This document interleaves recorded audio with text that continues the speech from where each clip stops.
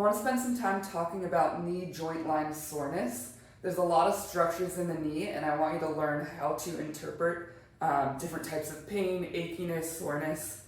Knee joint line soreness is definitely a sign that maybe you did too much activity or you're progressing too quickly. So it's important you know what this feels like. So your knee joint line is on either side of the knee here. If you go to the back where like your knee creases, where you would bend the knee and come slightly forward towards the front, that's your knee joint line. If you have achiness in that area, that's definitely something you should tell your coach or physical therapist about. Some things that might get confused with joint line soreness, quad muscle soreness, that's a great thing. That means you're working the quad.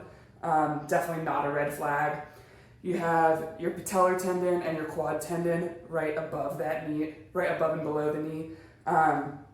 If you're having some achiness, stiffness, soreness in that area, not a red flag, but definitely something you should give your PT or coach a heads up about to spend some more time targeting those areas.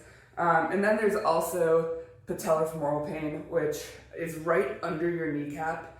That tends to feel a little bit less deep than the joint line achiness. So if you're feeling something that's kind of right underneath your kneecap, again, not a red flag, but definitely something you should give your coach a heads up about.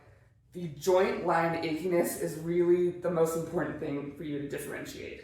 So if you're feeling that achiness on the sides of your knee, that means that is a clear sign that you are progressing too quickly, did too much volume of something, maybe skip some exercises. Overall, it means your knee is not strong enough to handle what you gave it.